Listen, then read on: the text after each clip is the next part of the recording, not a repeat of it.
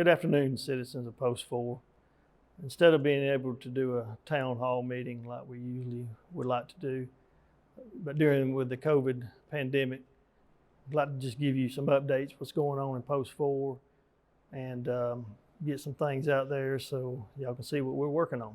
This afternoon, I'm joined by Water Director Laurie Ashmore and Chairman Dave Carmichael. And I'd like to add to Brian's welcome. We're unable to come out to the community the way we would like to, as Brian said. So it's good just to be able to come into your homes and update you on many things that are going on in Post 4, many exciting things that we just want to communicate to you. So I appreciate the work Brian does. He stays on top of things unbelievably well. And so just kudos to him for all the work he does for Paulding County.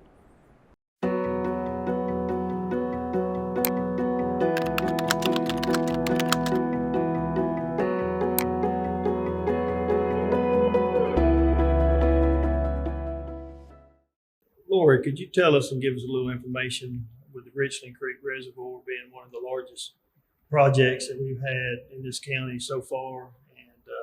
And, I get a lot of questions about it, the level, the time length of when to be open, what to expect, when it's open, what they can do, fishing, and some specifics also about the project, please. This was a really exciting program to work on, and it's so nice to be bringing it to a final stage. The reservoir is in the final stages of filling. We're in the third stage, and we are currently working with Atlanta Gas Light, who has a line that crosses two of our fingers of the lake. And so once they are finished with their work on that, on their line, then we'll be ready to continue filling and bring it up. But the good thing is, even though it's not full, we are still at a level where we can withdraw water for treatment. So we've been able to move forward. Okay, exciting. It's exciting news. And as far as distributing water, percentage of the county that may be receiving some of it, or? Well, let me kind of tell you where we are with that. We have in August, we received permission to begin putting water out into the distribution system from the Environmental Protection Division. We have been treating water within our permit parameters, but in fact, we're treating it to a higher level than is required by our permit. With the implementation of our dissolved air flotation system and our filters, we are producing an extraordinarily high quality of water for our citizens. And so in August, we began in a very kind of slow and methodical way of beginning to introduce water into our transmission and distribution system. We've done that in order to minimize any disturbance in the system and to be able to provide consistent high quality service to our existing customers. We're reversing that flow from Cobb to coming in from the 61 side of town, and so it's significant, and it brings challenges. So we try to do that very, very slowly and methodically. Where with each section, we are shaking out and finding issues that may need to be addressed. So we've got that done. We just completed one today, actually, over at our booster pump station site. And right now we're putting about 7 million gallons a day on average into the distribution system. Last year we sold about 13 million gallons a day on an average day across the whole county. We're supplying during the day. I found an interesting fact today that During the day, we're supplying about 9 million gallons a day. Overnight, it drops to about 3 that's going out into the distribution system as the tanks in the distribution system fill. Right, that's what I was going to say. Laurie, it was so exciting after we finished the reservoir and all the earth moving and connection to the river, Etowah River. But that's just part of it. Now with the distribution system, some people have existing distribution because they've been getting water from Cobb, Marietta, and some people don't have water and have to use wells like I have in my house. But can you tell us the status of the distribution system for both those that have current existing pipelines and then those that don't? We are working on getting water out from the Richland Creek water treatment plant into the distribution. We began distributing water and introducing it in August, and we're reversing flow in the system. So we currently get water from Cobb, Marietta, and we're now bringing water down Highway 61 and introducing it from the west. So we are taking it slow. We currently are putting about 7 million gallons into the distribution system of our 13 million gallon a day average annual demand. And we're working on continuing to increase those flows. We have tanks that fill overnight. So during the day, we're putting about 9 million gallons in.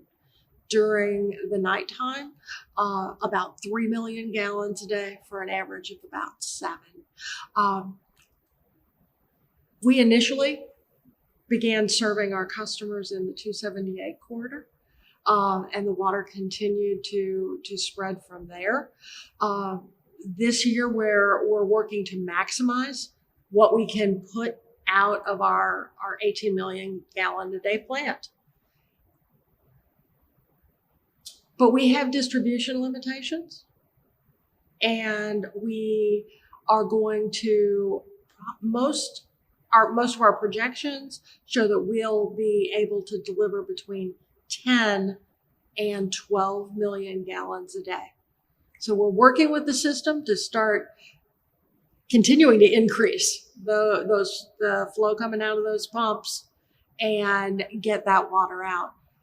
We're going to, in all likelihood, continue to see the south end of the county and the northeast end of the county served off of Cobb, Marietta, as we're introducing this water. And once we continue to grow our transmission system, then we'll be able to reduce our dependency on Cobb, Marietta. The part of the question that you had asked about serving Auburn County citizens, say that's on the well, there is one project that I'd like for you to update us on, tell us about, because it's been going on for about 40 some odd years, trying to get on the list to actually receive county water in that school road. So could you give us an update about that? School Road has been diligently pursuing public water down that road for years, and they have actually used our petition process for a water main extension. They submitted their petition with 93% of the property owners saying that they will sign up for service when that water line is going in, which I haven't seen before. And it is a system that will provide about over 20 residents with water service. And I know that some of them have had challenges with their wells recently and are really looking forward to having water. Thank you. And the water main extension on the old Dallas Ackworth Road is under construction right now? It is. We've suffered with a few supply chain issues and COVID impacts on the construction crews, But we're glad to report we're about 50% complete. And we'll be complete with that this year and bring water to the residents on Old Dallas. That group. So, Laurie, could you also talk about the Seven Hills extension? I know you've been working with developers to extend the line from one side to the other and how beneficial that is to the county. It really is. We are looking at improving water service in that area and fire protection by extending a 16-inch line along the Seven Hills connector east from Cedar Crest. And we're able to do that in conjunction with the developers that are developing along the connector. And they are installing that 16. Some of them with our participation and some as a zoning stipulation. And so we'll have a much stronger service into that area. And it's a combination of development, both commercial and residential. Right. Well, before we wrap it up, citizens, friends, neighbors, we'd like to advise or to let you know that the Richland Creek Reservoir is more than just a source of independent water that we're so excited about. It's also a recreational place that our families and people coming from other counties can come and enjoy. And there's going to be a wonderful gateway off of Cochran Road that will be developed. And so it's going to be a lot more than just a source for water. I want to thank Laurie and Dave for y'all both joining me this afternoon to get this update. And I really appreciate it. And I hope y'all have a good afternoon.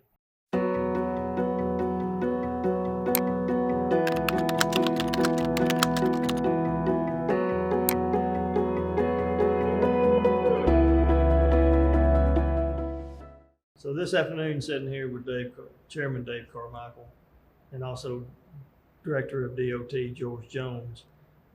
Most of the concerns in Post 4 has to do with traffic issues and stuff like that. So we most definitely wanted George to come give an update of some of the stuff that they've been working on and some of the projects coming up in the future. So George, could you talk about the left turn light arrow at Seven Hills Connector 92? That's been some real recently brought to my attention that you was able to get taken care of. Yes, sir.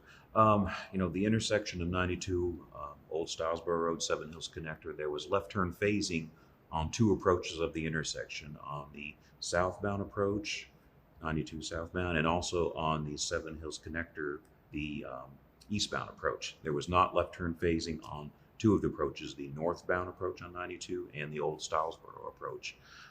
Based on the request to look to see if that warranting criteria for left turn phasing on Seven Hills Connector approach was warranted, staff went out and collected traffic information, traffic volumes, crash data, and analyzed that data to determine if the warrants for left turn phasing were satisfied. Based on the results of the data collected and staff analysis, they determined that the warrants for left turn phasing for Seven Hills Connector were warranted. So that information was then forwarded to GDOT. Since State Route 92 is a GDOT roadway, they would have to approve and concur on any signal change phasing. GDOT looked at that data and they concurred that the phasing was warranted for State Route 92 northbound to have a left turn phase onto Seven Hills. GDOT gave us notification on September 1st that phasing was approved, and staff went out and installed that last week. So right as of this time, there is left turn phasing on State Route 92 northbound going onto Seven Hills Connector. In addition, as a result of that study, with that data that was collected, it was determined that the warrants for the left turn phasing were also met on the Old Stylesboro approach. So at that same time, GDOT did agree that that was satisfied. Our staff, our traffic signal group, installed that left turn phasing. So now at that intersection, there is a green left turn arrow on all approaches. Well, I've heard from a lot of citizens, and they really thank you for jumping on this. Yeah, our staff, like I said, they took care of all that. They're very knowledgeable, very understanding about what needs to be done, very skilled. So. Well, George, in Post 4, which is really the largest geographical area that Brian is over as the commissioner of, is almost 85 square miles. And you know the exact number of roads that are in this post, and you need to keep them paved. Can you comment on what the strategy is there and what the plan is? Yes, Chairman.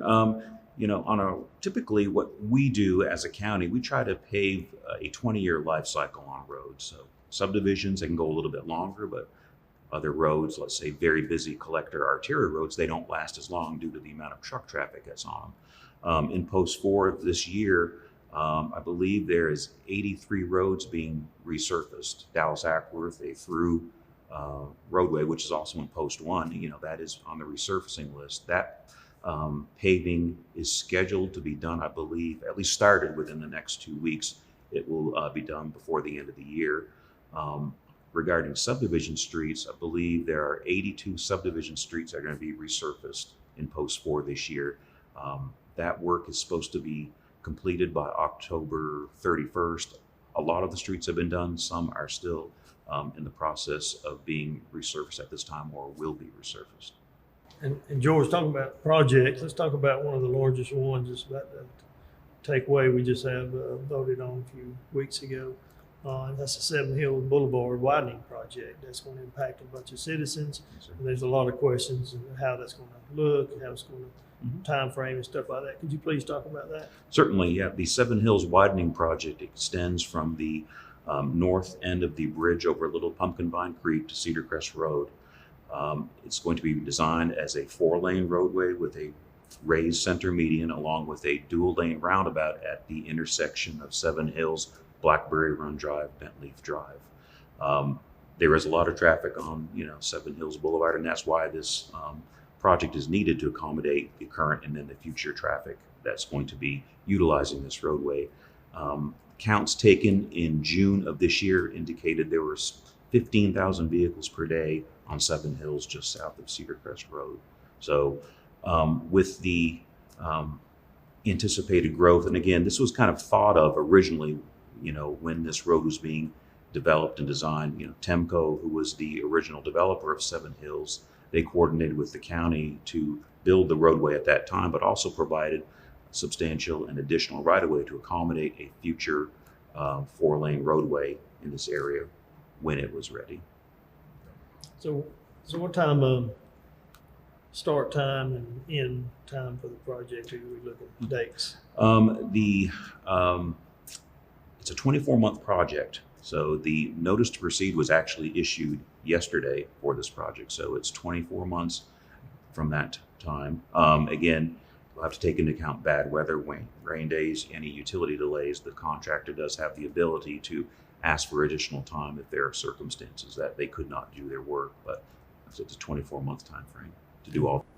I'd like to take a moment to address the citizens on the safety of this project. 2 years is a long time, and there are golf carts in the area coming up to Publix area to shop.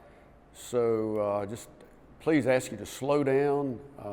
Remember that construction is going to be in progress for 2 years, and after that things will move much more freely and easily, but just be careful over the next months. Thank you. You know, speaking of safety, Dave, and with the construction going on and stuff like that, what does the sidewalks look like as far as the project?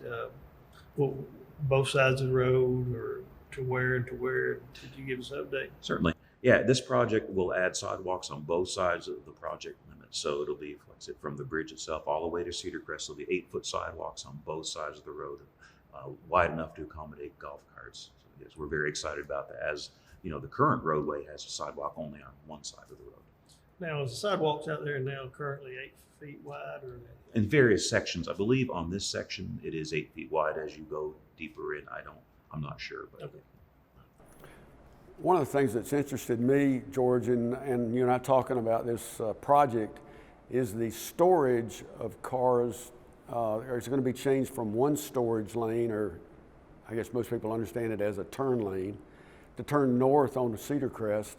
It's going to be 2 storage lanes, and it's going to be a lot longer, right? So absolutely. Right now I believe the storage lane length for the left turning traffic off of Seven Hills Boulevard onto Cedar Crest is about 165 feet.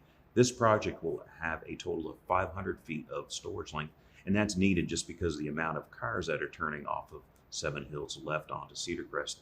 The last time we counted traffic out here, it was in January of 2020. There was over 400 vehicles turning in the AM peak hour, a substantial amount of traffic. So rush hour will get better. That's the goal of this project, is definitely to, like I said, help that, and also just keep that left turning traffic out of the through lane. So again, as traffic grows, you have to accommodate, a roadway has to accommodate that growth too. Right. Yes. So speaking of sidewalks on the Seven Hills widening project, could you talk about, I know there's another sidewalk that you've been looking at on Graves Road. Could you talk about it? Certainly, yes. I believe you had brought this up with me, but on Graves Road, there are sidewalk areas on that roadway, but it doesn't connect. It's not a contiguous sidewalk along Graves. So there's a section that's missing from Graves Road Spur to Eagle Rock Drive, I believe. So staff conceptually looked at that, came up with a cost estimate that is going to be given to a engineer to design that work, and then we will have it let for construction. Well, I know there'll be a lot of people appreciative of that, because that's one of the top few questions I have also is about the sidewalks on Graves Road. And when I go down through there a good bit, I do see people running down through there in the trail, so that'll improve that section very well. Well, we mentioned the county is a big county and Post 4 is a big geographical area. Are there other projects that we're leaving out to kind of clean up here and finish up? There's one in Post 4 that we're going to ask the board to award a preliminary engineering for the intersection of West Memorial and Buchanan Street inside the city of Dallas. That is located in Post 4, though. As you know, if anybody's been through there, it's a non-standard intersection. It's kind of older roadway, so non-standard geometrics. We have a conceptual design for a single lane roundabout that intersection, and what we're going to request the board to award engineering for the preliminary engineering design for a roundabout. Well, that's really a much needed project in that area. I see a lot of wrecks. My office is just down the street from there, and it's a lot of wrecks in that intersection. Yeah, absolutely. I believe, again, roundabout projects, they improve safety. People aren't just sitting there idling like they are at a traffic signal. They're able to move through, but again, you're reducing conflict points compared to a standard, even a traffic signal or a two-way stop intersection. So, and on a single lane roundabout, truck traffic, and there's a good bit of truck traffic there, still able to maneuver through there fairly well. Yeah, absolutely. The way these are designed, especially in this is a state roadway, so I believe a portion of Buchanan Street and West Memorial is considered State Route 6 business.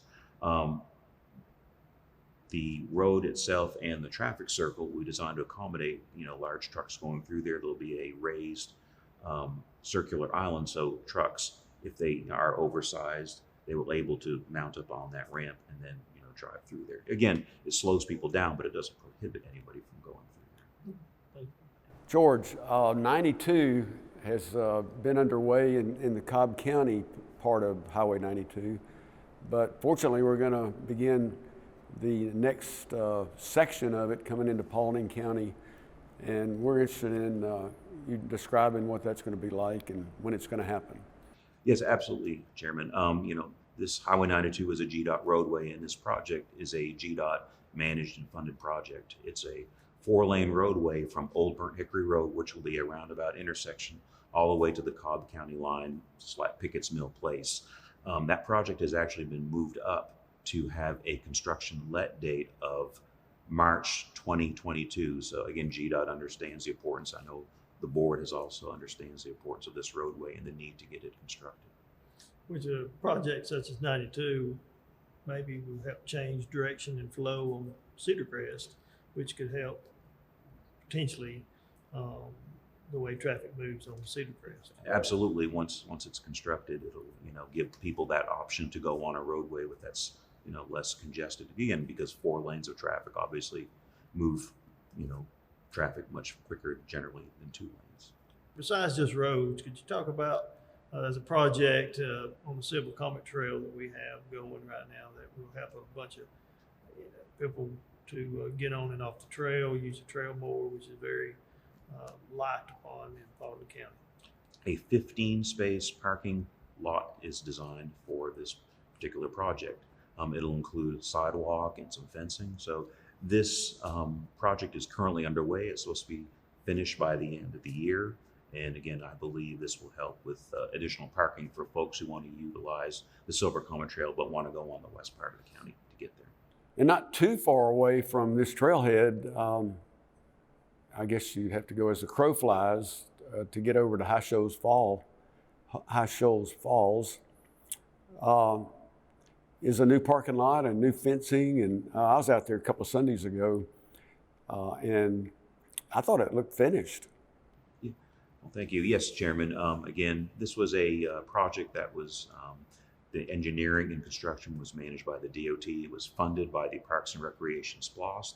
This was a 28-space parking area on a portion of county-owned property adjacent to High Shoals Road that encompassed High Shoals Falls. If you remember before, there was a dirt area where people could park their vehicles. It wasn't really defined well, and for the most part, people didn't really park in a way that maximized the available space for parking. So it was pretty spotty. Sometimes there'd be 2 vehicles there. Sometimes you might get 6. But we did some counts, our traffic operations group, and there's a substantial amount of traffic, more than that, at most times during decent weather. So we designed a parking lot design and layout that would accommodate the anticipated number of vehicles at any one time. Yeah, the project also helps protect the cemetery and the graves, right? 'Cause people, Exactly. Staff worked with the High Shoals Church, and we were able to basically move the defined trail off of the church property and off of some of those gravestones. So yes, absolutely, it helped. We put up a fence out there, and it added some new surface for that realigned trail. Of those 28 parking spots, the day I was out there was only 4 that weren't filled. Excellent. So like I said, it's definitely a lot better than what it was before. So moving on, I know we got places to be, and I know people don't want to watch us talk all night. But could you give us a status of 61 and Dabbs Bridge Roundabout? Certainly, that project, again, it is a Georgia Department of Transportation managed and funded project. It was originally designed due to safety concerns of the way that Dabbs Bridge aligns with State Route 61's at a skewed angle. There were some crashes there. So this project was basically implemented to improve safety. It's going to move the intersection of Dabbs Bridge Road north of its current location. At this time, I believe the construction let date is year 2025. And George, you've educated me over the years now of the traffic studies that are required pre-bid of any of the proposed projects. 61 North, that goes in Post 4, again, Brian's Post,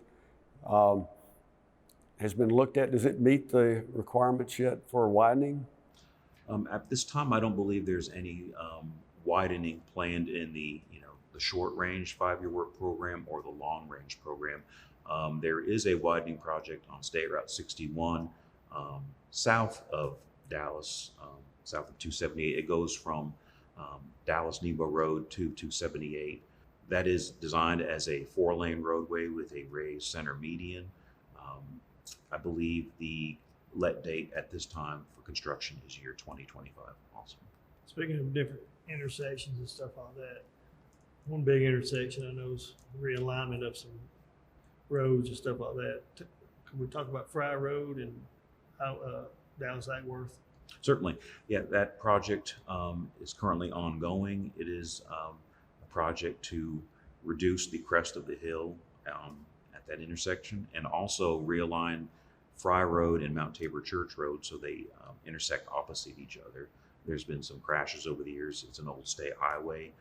The county took over Dallas Acworth Highway, I believe, in 1990. So this project is basically being installed in place to help with safety, but it's also going to add turn lanes on Dallas-Acworth Highway and on the side street. So basically, we're trying to improve safety and flow for this project. It is scheduled at this time to be completed in July of next year. I'd like to take the opportunity to thank the state delegation that represent us in Paulding County, the 2 senators and 4 representatives that we need their support in funding to get all of the projects done, to use the state money and federal money that's available. And also Jerry Sharon, who has a lot of oversight as he's on the Georgia DOT state board. Jerry, we thank you for your help. If you happen to be listening in, and it's a team effort. And to close out the afternoon, I just want to say thank you, George, Joel, for coming, and you sitting in, Chairman Dave Carmichael, and I want to thank the citizen post for